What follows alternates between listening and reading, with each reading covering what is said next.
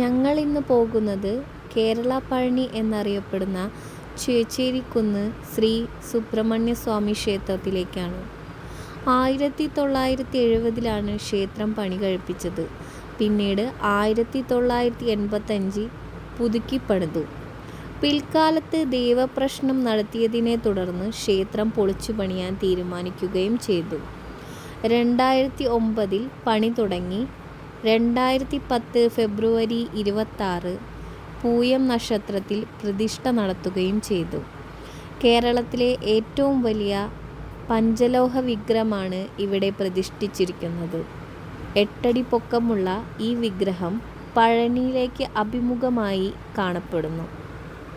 പ്രകൃതി രമണീയമായ ഒരു കുന്നിൻ മുകളിലാണ് ക്ഷേത്രം സ്ഥിതി ചെയ്യുന്നത്.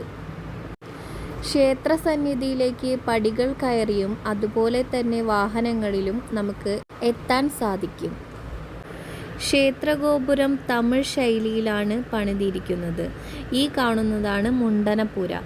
തല മുണ്ടനം ചെയ്യുന്നത് ഇവിടുത്തെ ഒരു പ്രധാന വഴിപാടാണ്. അതുപോലെ തന്നെ കാവടിയെടുത്ത് പടികൾ കയറുന്നതും ഇവിടുത്തെ പ്രധാന വഴിപാടാണ്.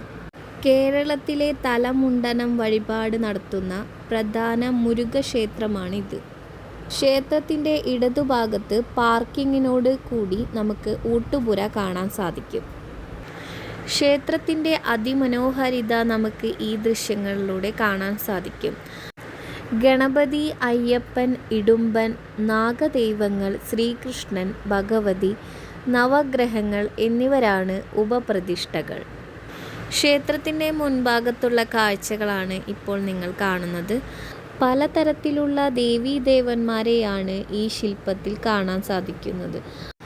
കേരളീയ ശൈലിയിലാണ് ശ്രീകോവിലിനകത്ത് കാണുന്നത്. ഈ കാണുന്നതാണ് ശ്രീകോവിൽ. ശ്രീകോവിലിനകത്ത് അതിമനോഹരമായ കൊത്തുപണികളും അതുപോലെ തന്നെ പലതരത്തിലുള്ള കാവടികളും നമുക്ക് കാണാൻ സാധിക്കും. മയിൽപ്പീലി കൊണ്ടുള്ള പലതരത്തിലുള്ള കാവടികൾ നമുക്ക് ക്ഷേത്രകോവിലിനുള്ളിൽ കാണാൻ സാധിക്കുന്നുണ്ട്. വളരെ ശാന്തമായ ഒരു അന്തരീക്ഷത്തിലാണ് ഭഗവാൻ സ്ഥിതി ചെയ്യുന്നത്.